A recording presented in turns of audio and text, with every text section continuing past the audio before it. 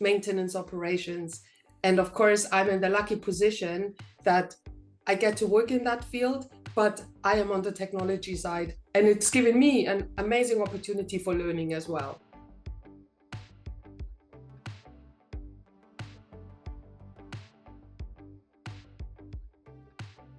So I'm going to welcome you to Summer Sweet 16 series. We're here with Karin. If you haven't already, please like and subscribe to Women in Corporate Aviation's YouTube channel. And if you're not a member, we welcome you to become a member. Let's get into it. So can you just introduce yourself and tell us what you do and also what you do with Women in Corporate Aviation? Yes, of course, it's my pleasure. My name's Karin Muller, and I'm originally from Germany, and I live in the UK, and I moved here a very long time ago. And I think that's important information because I'm the international director for Women in Corporate Aviation for the past 20 years, believe it or not. But of course, I'm very keen on promoting women in corporate aviation internationally, Europe, Asia, Australia, whoever shows an interest, right? And I work together with a bit of a wider team, of course. Our Vice President, Ruxandra Mihai, who's based in Bucharest in Romania. And even though Tim Kirkwood is in the US, but he comes to all the trade shows, conferences, events, you name it. So internationally speaking, we have friends that are dotted all over the globe. We have volunteers, we have a lady called Alessandra, Sharon, who come to eBase and things like that. So it's been an absolute pleasure to be involved with Women in Corporate Aviation for, like I said, 20 years.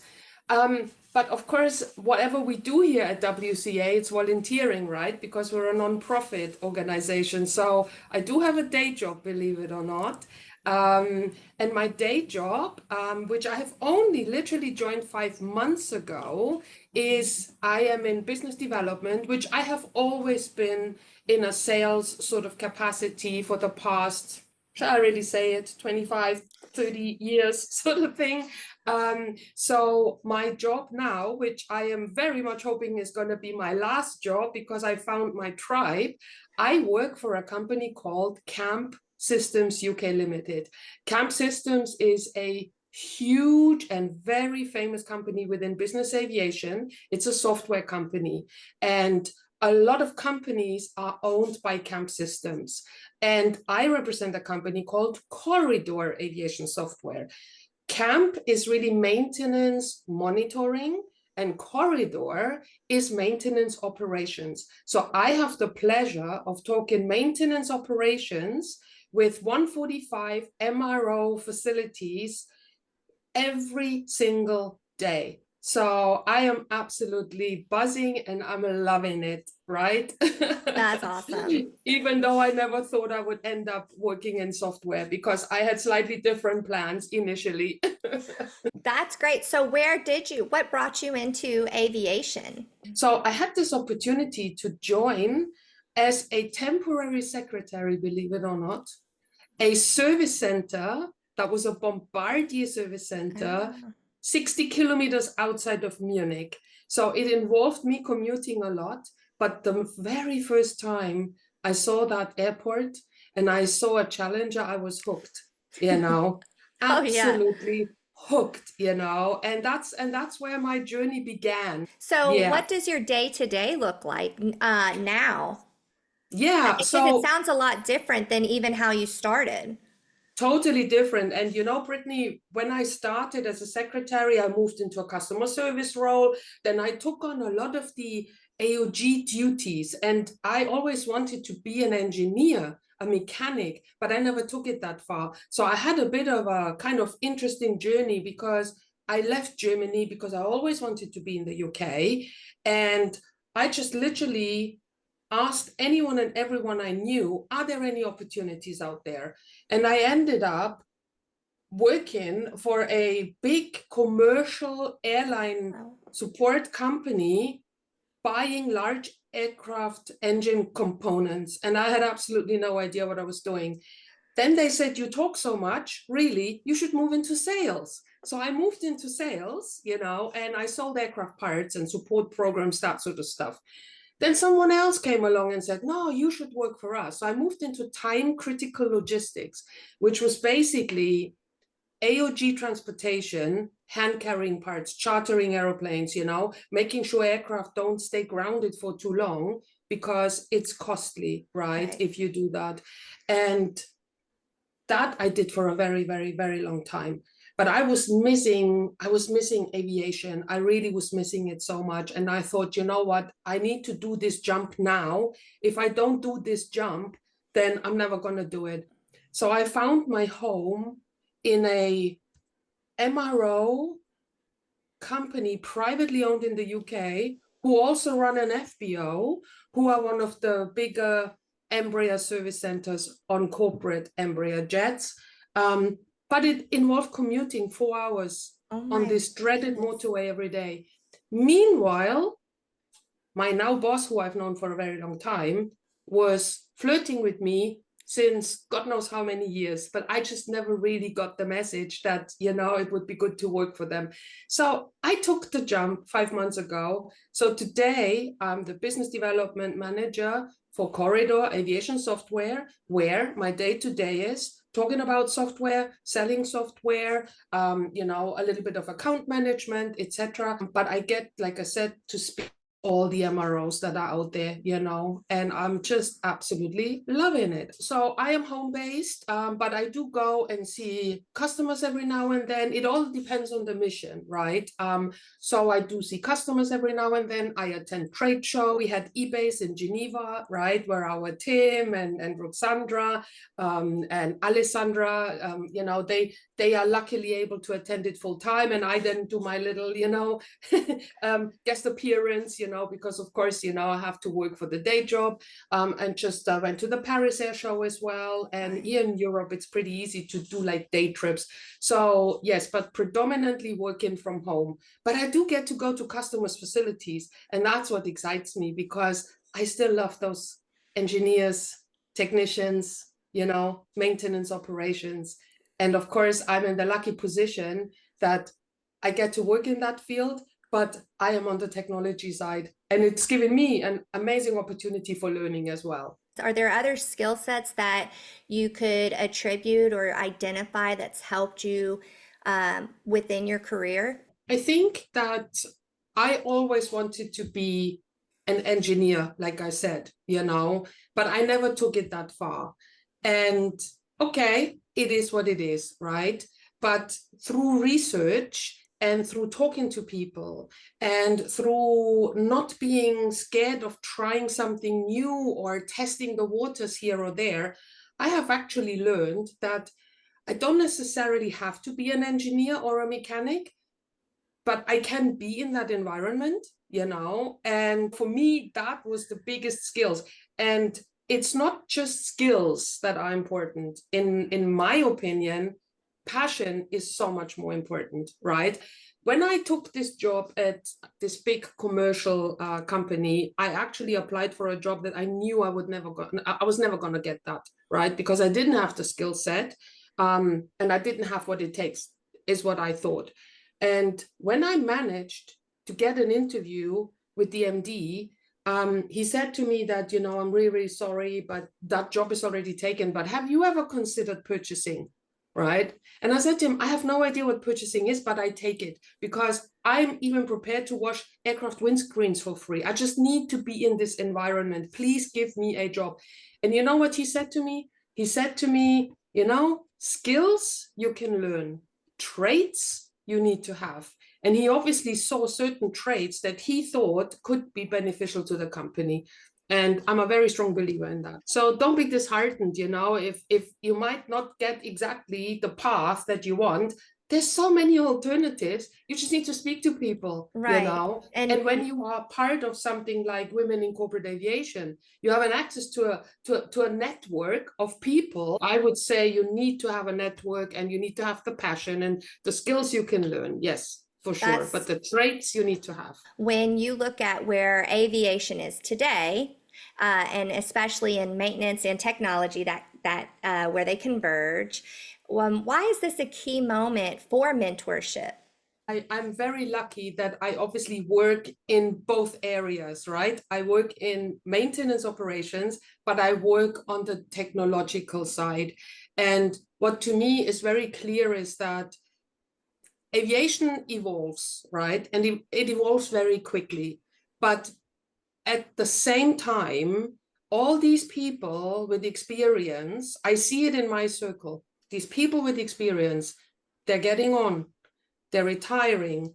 A lot of people are not retiring. A lot of people are forced to retire because of age or what have you. So it is a real challenge to make sure that these skills are, and this experience and this knowledge that these people have is somehow transferred. And this is where you can use technology, because you can use it, you know, for education, right? Look at us. You're sitting in Memphis, Tennessee. I'm sitting in UK, right? But we could very easily transfer knowledge by using technology, by applying technology. You know, it makes things efficient, it makes things effective, you know. So it has to have a good mixture. And mentoring is so important because you do want to be involved with these people who have that experience, you know. I want to share a quick story here, right? I had this girl from India reach out to me on LinkedIn to say, hey, can we connect? And I connected with her, but for a very selfish reason, because I saw she worked for the mother company that I now work for. And I thought, strategically, this could be, you know, you never know, right? We might be growing, we might meet people, you never know, right? I'm a businesswoman after all. So I connected with her, but what hurt me was, but look at this girl. She's not in India anymore. She's in the UK, and she's working in duty-free operations at London Heathrow Airport, right? But she was a business aviation maintenance data analyst. Wow. And I thought, what a waste of talent is that? So connected with her, met her, we instantly, you know, fell in love. I thought, I'm taking this girl under my wing. She could be my daughter. She's half my age or even less than that.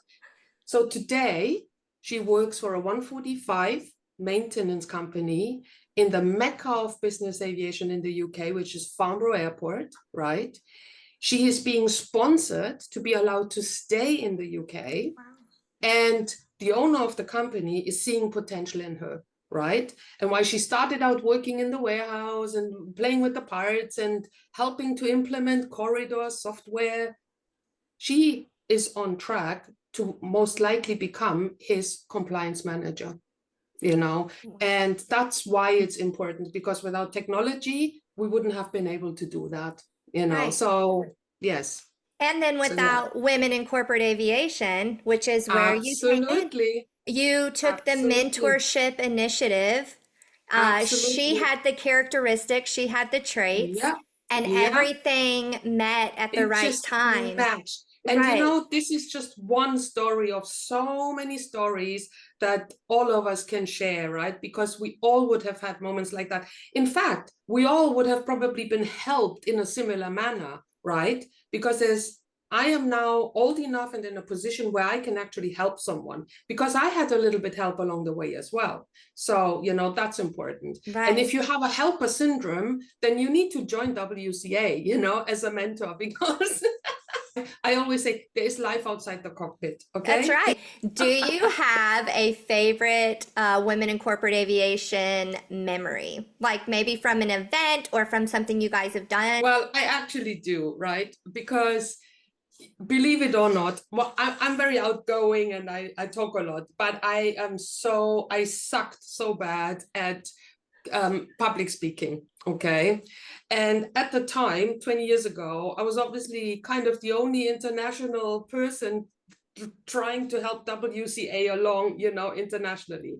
And of course, we have annual meetings, right? And usually our annual meetings and get-togethers, they fall under NBAA now base. So it started, you know, year one, and I'm seeing all these polished ladies, you know, these American ladies going up on stage, doing their thing, giving their updates, etc. And then it's like, okay, Karin, can you tell us about international? Do you know, I was so scared I wouldn't get off my chair. I would just waffle on a little bit about, well, we went to Ibiza.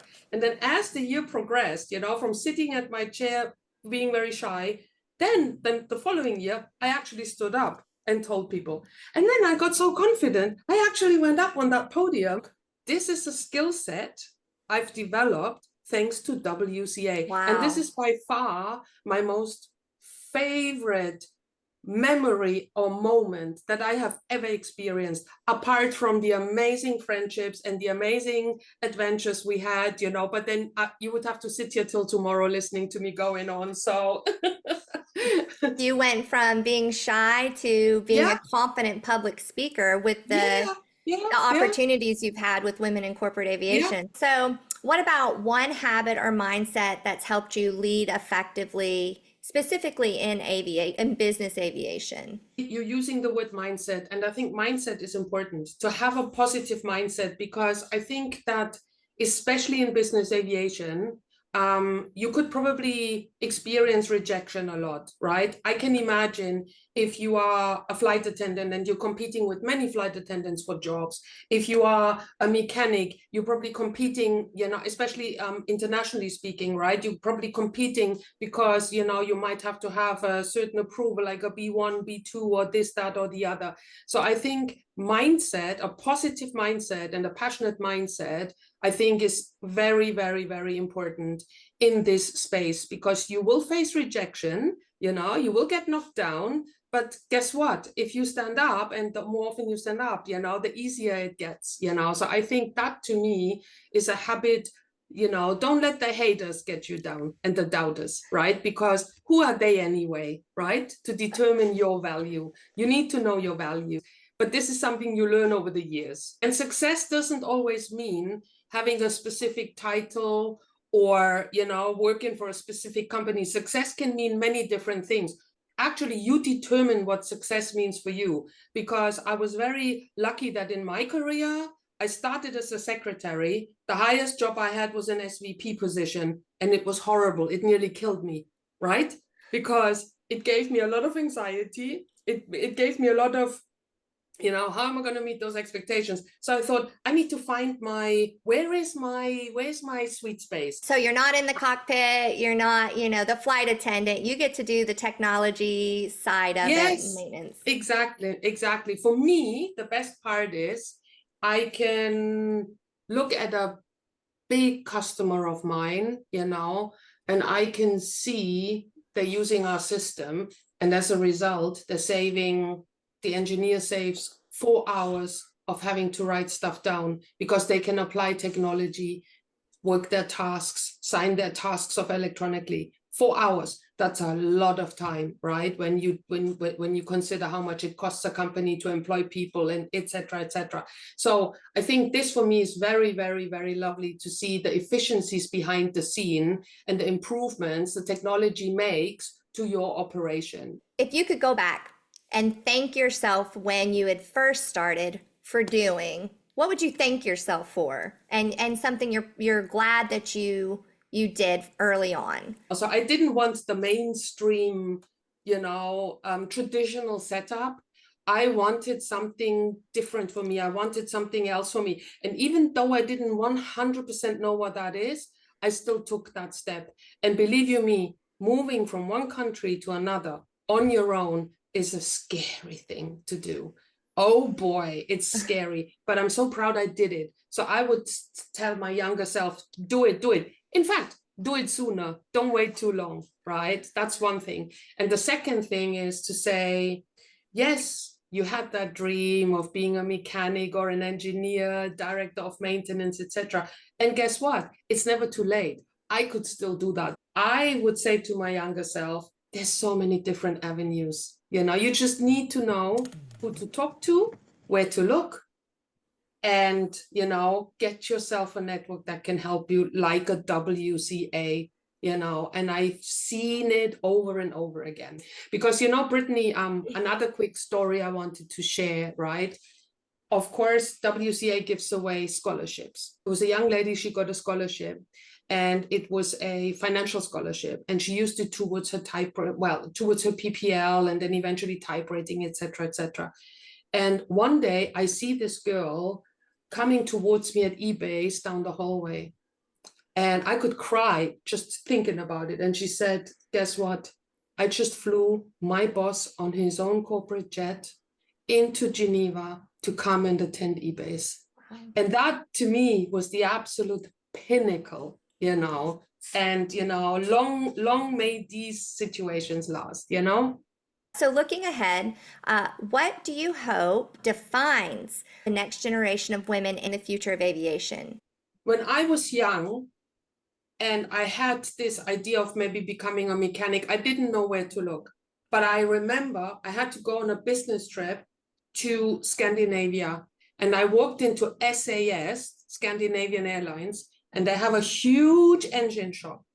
And I have, at this point, never even seen a woman in a hangar or in an engine shop or anything like that. And there was so many women, and I was completely blown away by that. My hope is that with all the opportunities available, with all the tools available nowadays, you know, girls, not just girls, anyone who wants to be in this industry, please take advantage, right? Take advantage of all the tools that are on offer, you know, build that network, you know, make those friends, and don't, you know, just never give up. Just don't give up, you know, don't give up, because there is a way, you know. And sometimes, you know, Brittany, sometimes you think, I need to be XYZ. This is my calling. This is what I need to be. And then it doesn't happen.